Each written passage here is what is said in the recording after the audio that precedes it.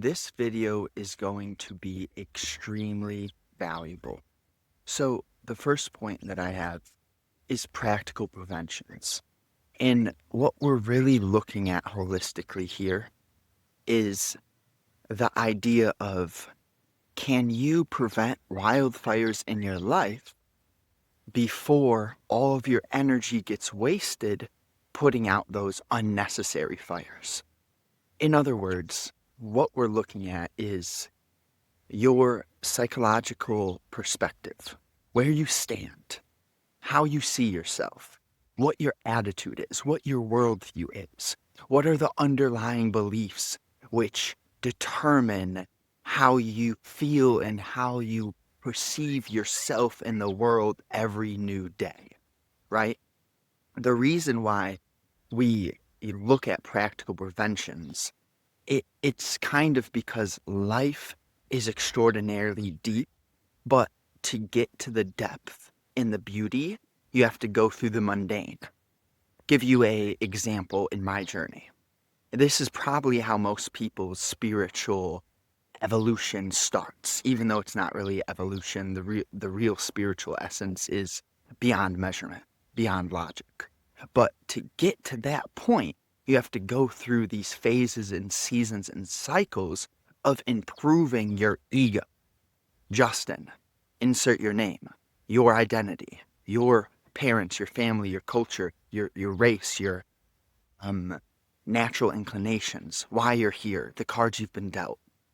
And you start to unravel all of that to see, okay, so a lot of this is right in front of you, and a lot of it is you learning how to play the game right based on who you are this time around. Now, when I say this time around, we zoom out, you see the truth to be the fact, and that's the simple realization that all is one. But you cannot walk through life with the naive perspective of all is one, love and light, blah, blah, because you can feel when truth is simply recited. This is what Christ spoke about. You can feel when the depth is actually real, when the words aren't shallow, when the man isn't reading a script. Yeah? Because even in marketing, in business, right? I have a funnel, I have a $9 offer with upsells, with an order bump, running email sequences, using psychology in alignment. Had to make sure this was very hard for me. For years, it's like I had something that I wanted to share with people. So the question is, how do I get it in front of people, right? And then that leads you to learn about marketing. But then some marketing is gross, disgusting, right? And you learn about offers, you learn about urgency. But then it's like, man, I don't want to sell through that vibration. So it's this entire journey. And the reason I share a little bit about biz and the practicalities of life is that it's this process of, man, I need to improve my ego to see that life is beyond my ego. So then you realize, all right, self-improvement isn't really the thing, but it's necessary, right? Because the same habits which get you into self-improvement are also fundamental to the spiritual truth and seeing with a clear eye, taking the speck out of your own eye.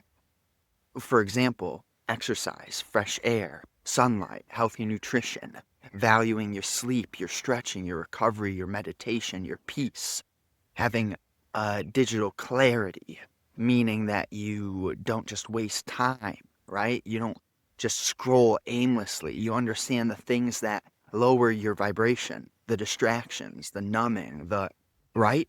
And all of this begins to create this loop. I don't know if you're familiar with the Ouroboros. It's basically the symbol of the snake eating its own tail, and it's an ever-ending cycle. That is one of those deeper symbols which hints at the underlying nature of the universe when we say all is one, but then it seems as if we're all separate and divided, right? We're all in our own bodies, different forms, different names, different memory, different knowledge, different experience, so on and so forth. You travel. You walk your path, you do this work, you notice your triggers, your weaker emanations, your insecurities, your trapped traumas, your demons, if you will, right? Demons doesn't mean you're possessed, but it also is very much that true. Because when you look at the nature of being aware and awake of your own illusions, you realize that there are moments where you are possessed. You're possessed by your lower self. You're possessed by the material world. In other words, demons, right? When Christ said, Satan, get away from me, he was speaking to other men. Other men. He would say these things straight to people's faces. Why? Because he was that honest in relationship to the truth. And he could feel in his heart the moment that Satan, the lower emanations, the darkness, the illusion, that which isn't true, started to speak through. And let's use this as a pivot point to charged situations. So we have dramatic perspectives in charged situations, which they kind of go hand in hand together. And what I mean there is, imagine this sort of mentality and clarity that Christ had to have flowing through him to say what he would say to other men. It wasn't personal. It wasn't an attacking of his identity or any identity. It was begone Satan. Straight up a recognition of that which is lower without making them feel as if, how do I put it? You say begone Satan. It is a core cutting to the point. It's not adding anything. It's not layering. It is the simplest way to sort of make that distinction of what you're doing right now, how you're operating right now. That isn't it. And then it stops there. It's that continuous recognition of that isn't real. That isn't honest. That isn't the truth. You learn through recognizing that which is false. That's how this heart awakens. It's not through seeking. Now, there needs to be a devotion. There needs to be an honesty and integrity, but it is through unraveling that which is false that leads you to the truth. So when we tie this practically to these points, charged situations and dramatic perspectives, I bring up the personal aspect of begone Satan because a charged perspective is very much a personal attack where if you're in an argument of any sort, and they're really not arguments, they're more like games of exploration, but if you're in an argument, you've lost the moment that you start personally attacking another individual. Why? It's to go into the vibration of seeing yourself as being so separate that you start to slander and aggressively distort and bring a rudeness, a bigotry, a labeling, a higher and lower, right? The thing that is tough is right now it's winter. There's things to measure, right? The temperature. There's always things to measure. But the truth of life is beyond measurement. It's beyond judgment. Discernment is to see nuance while not acting as if those who do not see the same nuance are lesser. When we use terms like to be awake and to be asleep, it is not a judgment of those who are asleep, but rather a message, a hint, a wake-up call.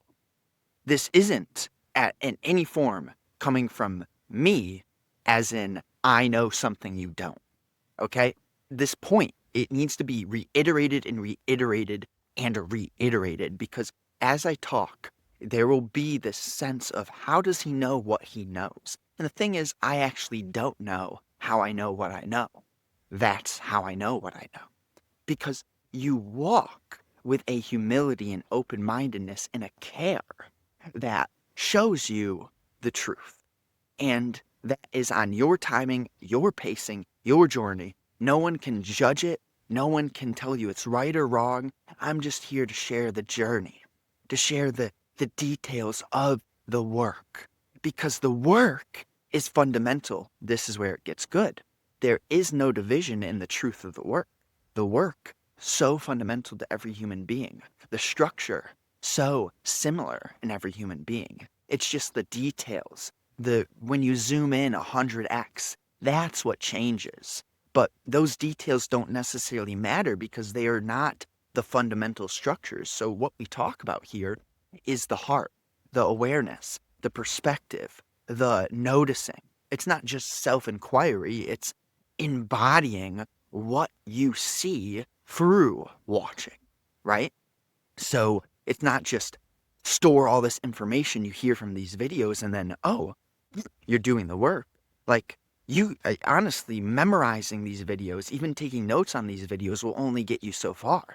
There has to be a point where you listen in a way where you're not trying to hold on to what is being said, but you listen because you know the quality and the source of the fuel is in alignment with what you need to be listening to.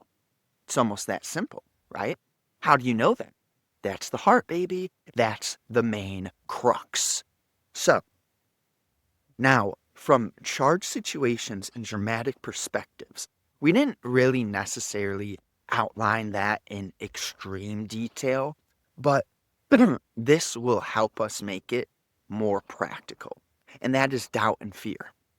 So, you have this identity, these charged situations, the hands that you are dealt, and then you also have those dramatic perspectives which lead you in which thrive off of doubt and fear. The trouble with doubt and fear is they're tricky because the human brain, the psyche, logically seeks certainty.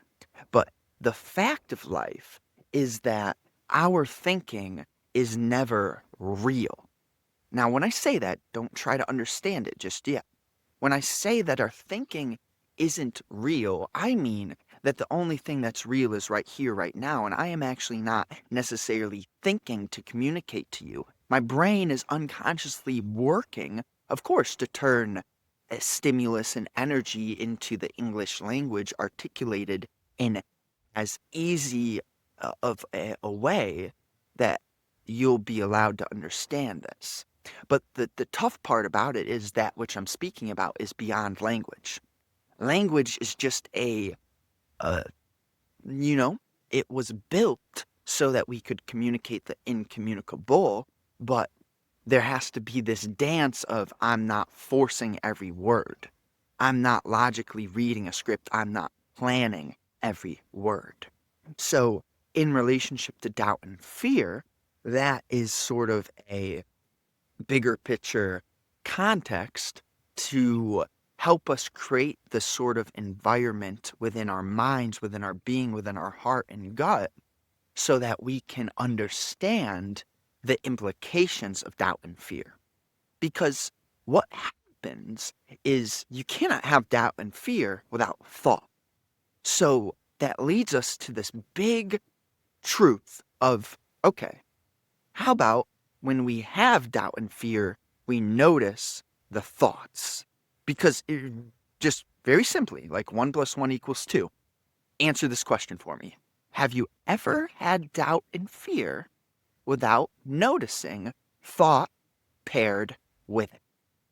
And you'll probably come to say, if you pause this video, you wait, you sit there for 15, 30 seconds, you come to say, no, every time I've ever had a doubt and a fear, I've been thinking in relationship to my identity. So the reason we go slow there is to show you, to create the space for you to show yourself and discover. Because here's the thing, I could tell you way different if you listen to this and repeat it like you just learned something. It way different than actually discovering it for yourself. Actually noticing, oh my God, I cannot have certain emanations, vibrations, doubt, fear, etc., jealousy without thought. So then you begin to really get in tune with the observing of your thinking. This isn't some forced self-inquiry. This isn't some contemplative step-by-step practice you can do every day at this time and get this result in this time frame. No, this is something deeper, where it is a holistic devotion and commitment to letting your heart show you the truth. And it is hard.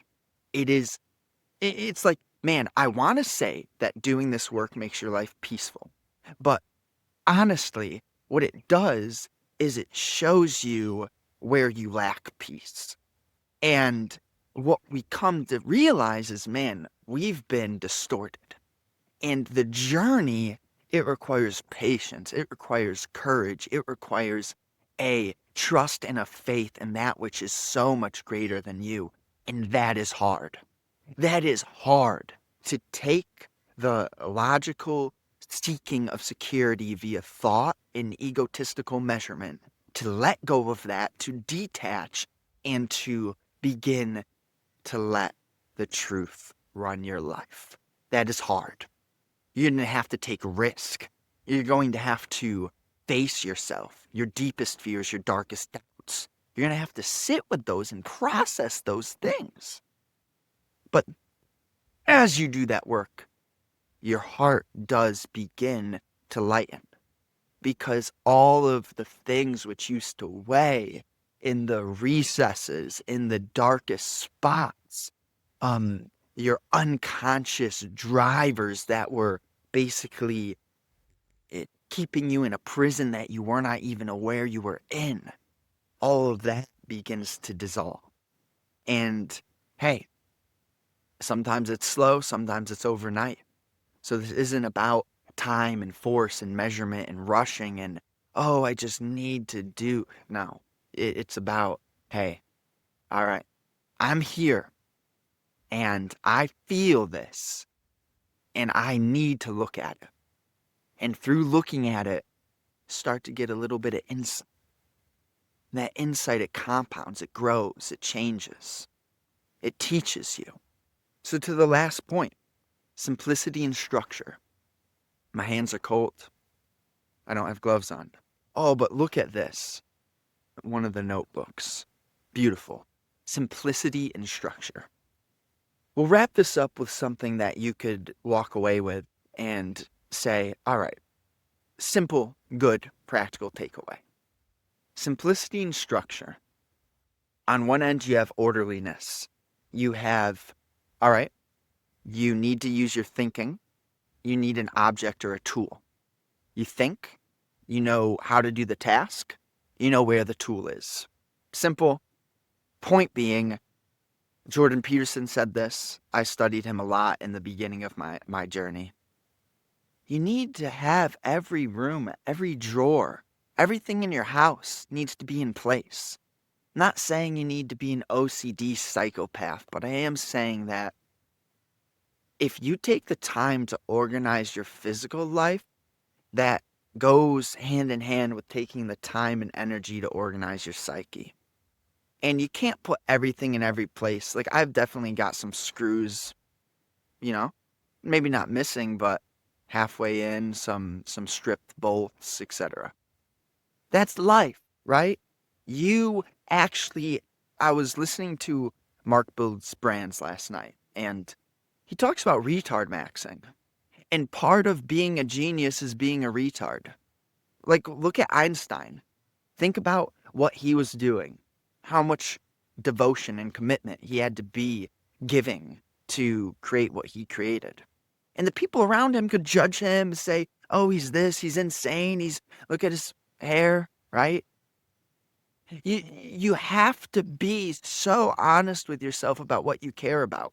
And that's basically what retard maxing is. It's like, I don't care about all these external perspectives because people have their opinions. I know what it is like to be someone who needs to force my perspective onto others. That's not, like, I've been through that. It's lower, it's weaker, it's not real, it's not the most powerful version of yourself you can be operating through. So Simplicity and structure. That is just to take a step back to realize, man, we're all so in this identity. Every person has their own identity. Can we have a little bit of compassion? Compassion is first born in one's heart, right? How else could you care for another if you haven't cared for yourself and understood yourself? When I say to understand, when I say understood, I'm saying really that this is a continuous thing. You don't just understand yourself once, but ultimately, the structure and simplicity in life. You're orderly, but you're not too orderly, right?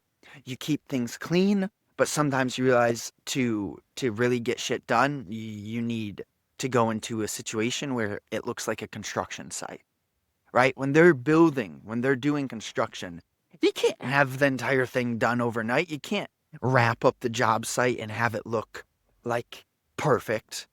Sometimes construction is construction. Sometimes things have to get messy before they get clean. Okay? So have that relationship with honesty and certainty to the best of your ability that you possibly can. Because that honesty, and I said certainty, what I really mean is this simplicity and structure around that which you care most about. That's really one of the simplest phrases that could be extremely powerful for you. Just get clear on what you care most about. Because when you really see what you care about, see, that's hard though, because you have to feel, you have to go through pain to really see, man, that matters to me, right? For me, one big pillar in my life is communication. Honest communication, having the hard conversations before they turn into wildfires, unnecessary wildfires. And to communicate honestly with another, you have to create that space with yourself to do that. That's why I mentioned all the simple fundamentals earlier, like fresh air, making these videos, going on walks, working out, jujitsu, nutrition, having a project, knowing what you care about, right? Because you will make it. You can get all your wildest dreams in this life, but it's gonna take courage, consistency, persistence, resilience.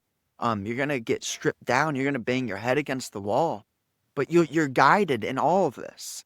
It's the trials and tribulations that set you up to actually do what you're meant to do. Sometimes when you're learning skills, it's hard because you don't know how to put all the skills together practically. And that's again why I say the fucking structure and simplicity. Because if you know what you care about and you have this long term vision, you put 10,000 hours into something, your mentality, you live in alignment, you let go of the lower vibrations, you see that the world is not as it is, but as you are. You tap into the deeper butterfly effect of the unseen governance of the universal laws. You see the structure and simplicity within the universe itself, and you realize through understanding how you are a part of this universe, you see the whole universe. It simplifies itself to you. And you'll still have egotistical moments. You'll still get trapped in thought. You'll still have this and that, but you'll get out of it faster. You'll let go. And inevitably, that cycle, that vortex of getting trapped into the prison, it whittles, changes. You change in your heart. It just can't be put out. And hey, amen to that. It's not a Christian channel. This isn't a one, you know, religion is the sort of thing nowadays where the truth is God's in your heart. Christ said it. It's in all religions. You go through every religion and you look for something leading or something synonymous with God is within you. You'll find it in every single religion throughout all time. The truth's been in front of us forever. It's just we get all this attachment, this preferences to say this is the way. This is the one way. I'm the one who knows. Fuck that. Fuck that. I'm just a guy who's walking his path and who has something to share. And I know that you know what I know. Maybe you don't remember it yet. Maybe it's not activated yet, but it's in you, just as it's in me. We are one. So walk your path, baby. Gotta go full circle to see the truth. One love.